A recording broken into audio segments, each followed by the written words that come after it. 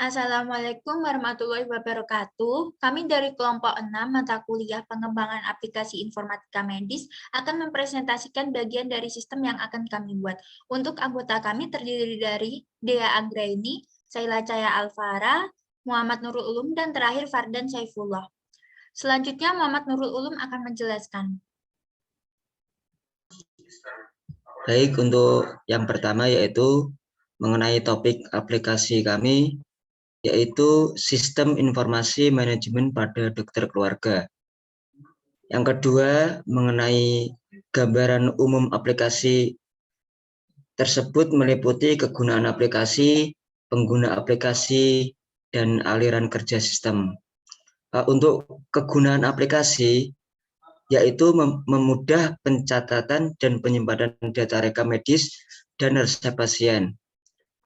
Untuk pengguna aplikasinya yaitu ada admin dan dokter.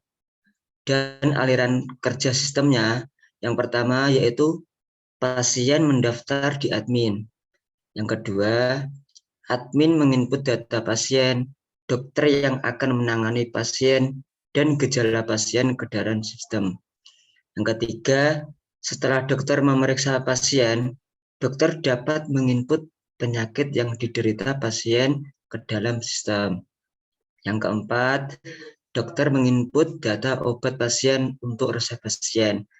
Dan yang terakhir, sistem menampilkan hasil rekam medis pasien dan resep obat.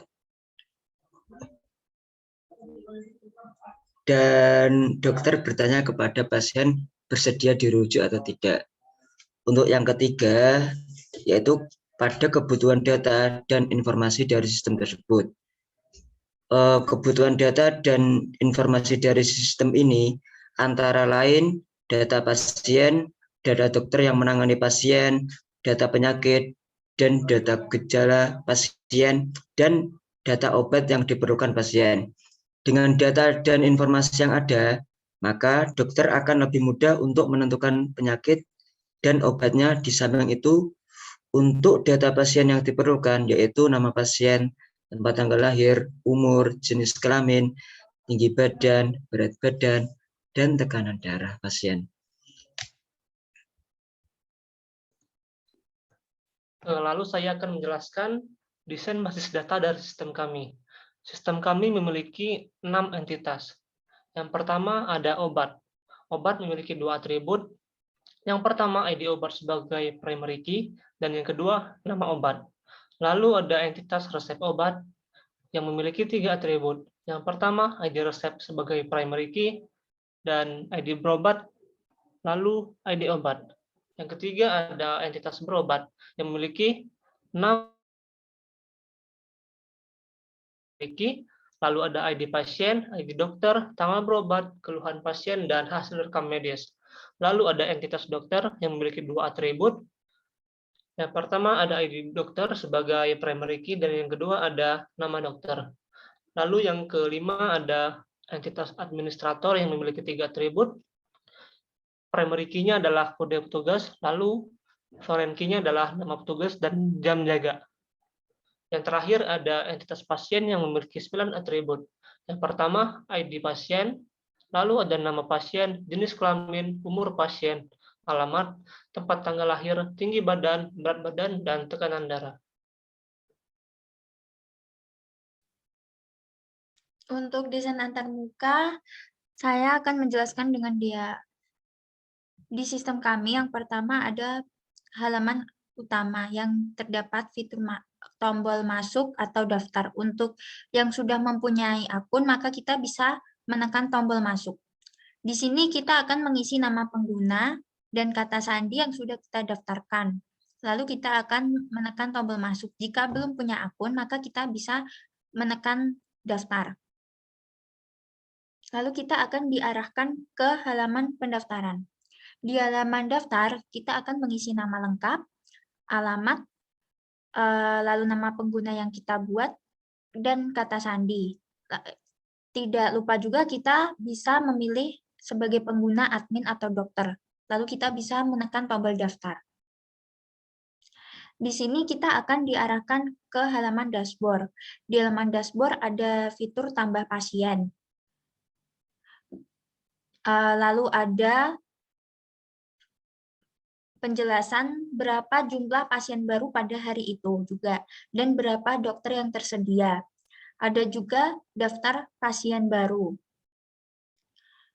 Lalu ada juga kalender yang menunjukkan hari itu juga pada bulan apa dan tanggal apa. Ada juga chart yang menunjukkan total pengunjung setiap harinya. Di atas juga ada tombol untuk melihat profil kita dan setting untuk mengedit profil kita. Lalu kita akan menekan tombol tambah pasien. Pertama kita akan menekan tombol setting untuk mengedit profil terlebih dahulu. Di sini kita bisa mengganti nama kita, nama pengguna, alamat, dan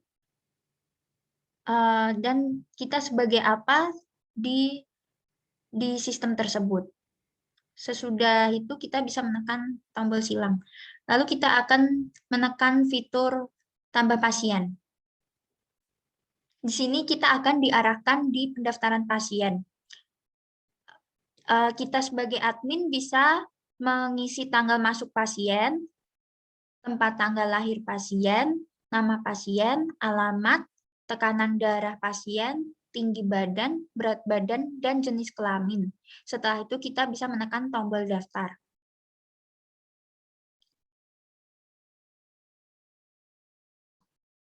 Setelah itu akan dilanjutkan oleh Dea. Baik, di sini saya akan menjelaskan mengenai fitur data. Yang pertama-tama di sini akan menampilkan pasien dan nomor berobat. Yang selanjutnya akan menampilkan data dokter yang berisikan nomor ID dan nama dokter. Dan pada tampilan data ini akan terdapat kalender,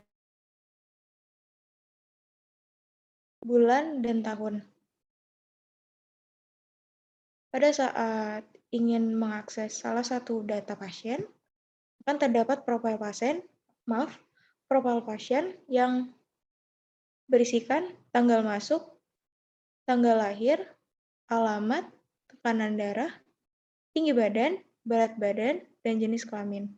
Dan di sini terdapat fitur lihat rekam medis. Dan pada saat pengguna ingin melihat salah satu data dokter, akan menampilkan profil dokter yang berisikan profil dokter dan pendidikan.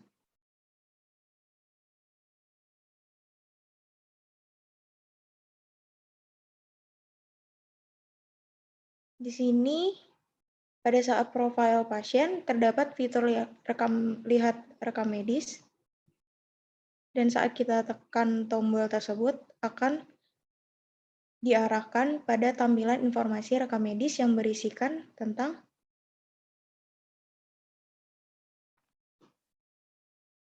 pause dulu. Baik, di sini akan menampilkan informasi rekam medis.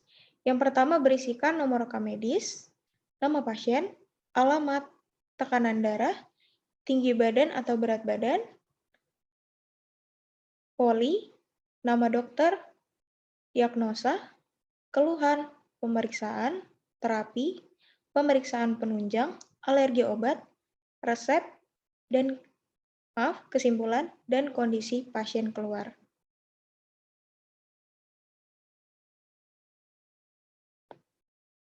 Udah. Sekian dari presentasi kelompok kami. Jika ada kesalahan kata, mohon dimaafkan. Terima kasih. Wassalamualaikum warahmatullahi wabarakatuh.